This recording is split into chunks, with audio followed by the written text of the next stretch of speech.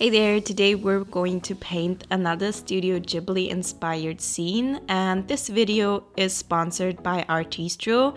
So they sent me a couple of their products to try out and use for this video, and I got this watercolor paint set as well as some acrylic markers, and I'm just unboxing everything. I used some arches paper because I wanted to have a slightly bigger size, and then I spread my page to make it smaller because I wanted to have this portrait format, and it's so hard to film the entire page in portrait, so I decided to just make it smaller.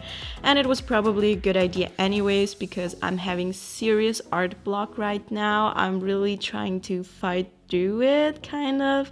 But the reason why I have this art block is not because I don't want to create, but because I put too much pressure on myself, to be honest.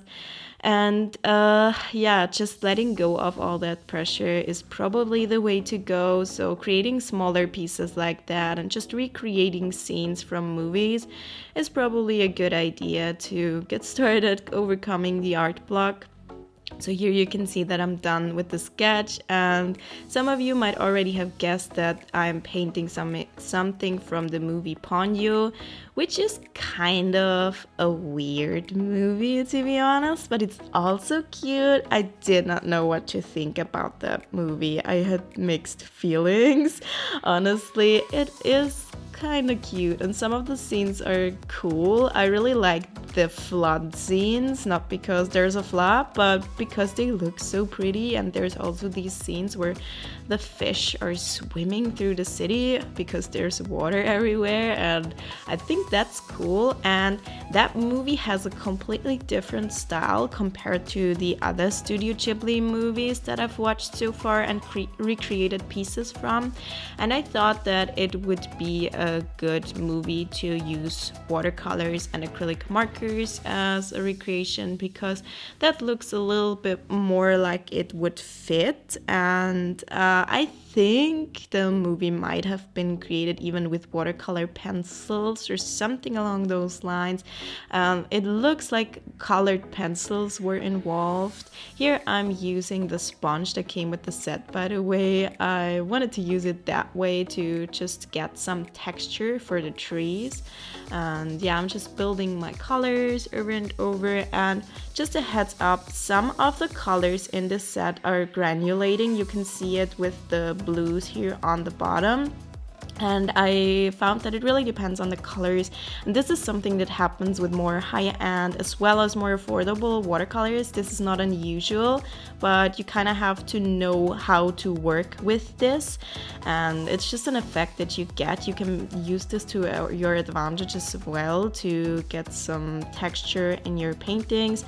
I was just not expecting it, so just do more intense swatching, I guess. But this was just a small piece to get used to, so I mean it turned out fine in the end, and I built up the colors over a while, so I'm quite happy with the result, or at least as happy as I can be right now because I'm having such an art block. And going back to this, I think the reason why I have it, actually know the reason why I have it is because I quit my full-time job and I'll have more time for my business. And now imposter syndrome is kicking in, telling me, hey, you're a professional, quote-unquote, real artist now, so you gotta create professional art pieces from now on. No more doodling in your sketchbook, only masterpieces from now on. And if you are creative, you probably know that that's not the right mindset to go forward with because it's just too much pressure and there's no way I can just keep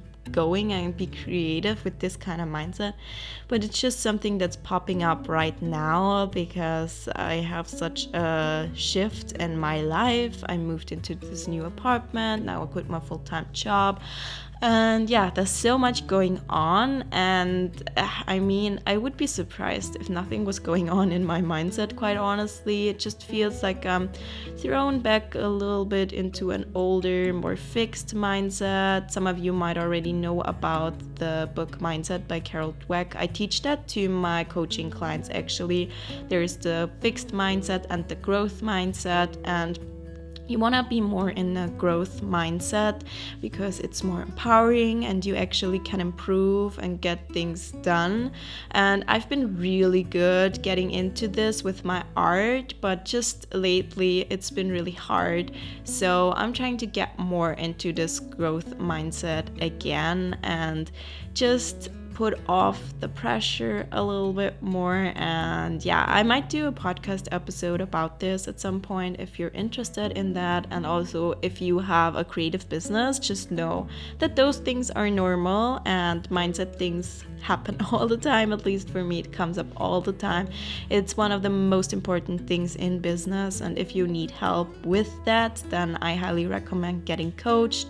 And I will do another coaching launch in June probably, so stay tuned for that. I also have a waiting list for my coaching, and you can also reach out to me because sometimes I have a spot open and I can see if I can fit you in case you're interested in that. Just reach out to me and I don't bite. Even if you decide not to go forward with it, it's okay. You can just message me and ask me any questions that you want answered. And here you can see that the piece is slowly coming more and more together, and I think that that was kind of the ugly phase of the painting because I didn't know yet whether it would turn out good or not, and I hadn't created art in a while because I couldn't because of my hands, so I'm a bit rusty, to be honest. So I was not sure, and I had to trust the process. And honestly, I find it really hard to copy scenes from these movies. Even though I love it, I learn so much from it, and I think that the scenes are so ridiculously beautiful.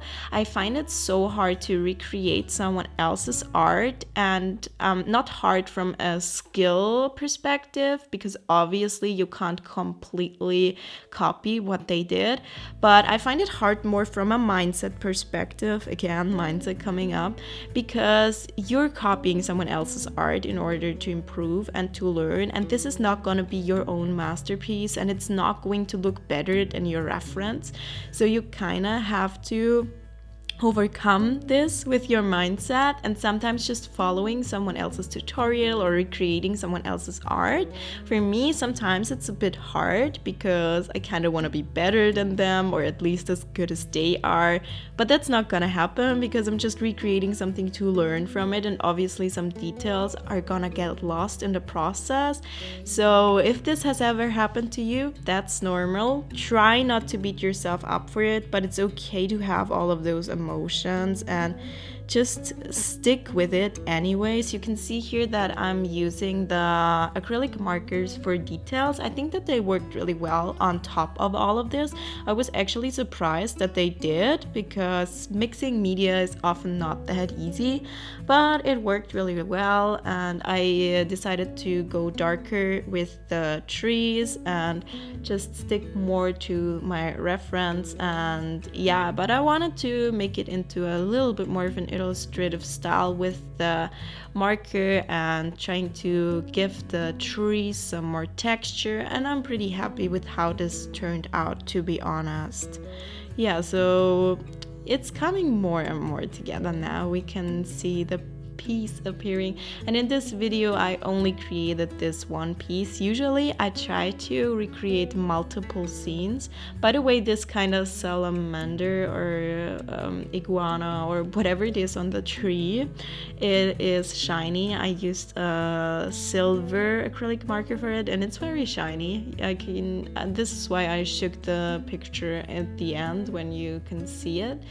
But what I wanted to say now, of course, I lost track of what I was talking about. Yeah, I only created one piece because I didn't want to overwhelm myself, just getting into things again, getting started again, and having all of this art block, powering through. I'm not completely happy with how this piece turned out, but I'm happy enough, let's just say. And I'm trying not to judge my art too much at the moment. I also changed up the bird at the top a little bit, and there were two of them in the reference, but I decided to only do one because that was hard enough.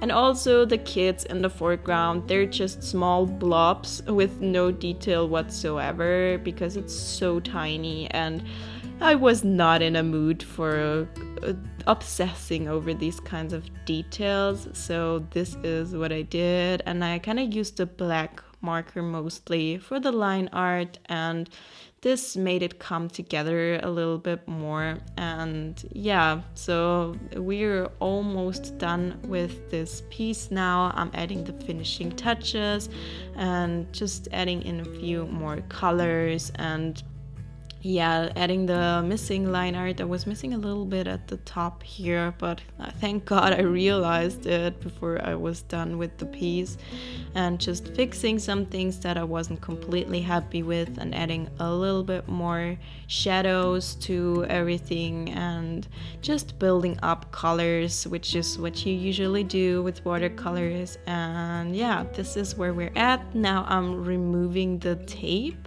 and I decided to glue this piece into my sketchbook, one of them that I want to be filled soonish. So here's the sketchbook. You can see it in my unfinished sketchbook tour in case you're interested. And I decided to cut the corners a little bit more and then glue it into this sketchbook. I think that it looks really cute in there. And then I also glued my swatch sheet in there, so I have everything there and I know where to reference for the watercolor swatches. And I also did some marker swatches later on. And I love to include just the colors, the main colors that I used in a piece on the bottom of the page. So this is what I did here, and I think that makes it look more cohesive with a sketchbook. And then I just wrote Artistro watercolors and markers in my ugly handwriting, but yeah, that's what it looks like. And I did some random swatches. I should have done them in a prettier order, but that's just how I did them, and here they are. The blue one was giving me a little bit of a hard time, but it worked out in the end. And here's the finished page. And thank you so much, Artistro, for sponsoring this video. I hope you all enjoyed this video. I hope you're having a nice day. I'll see you next time. Goodbye.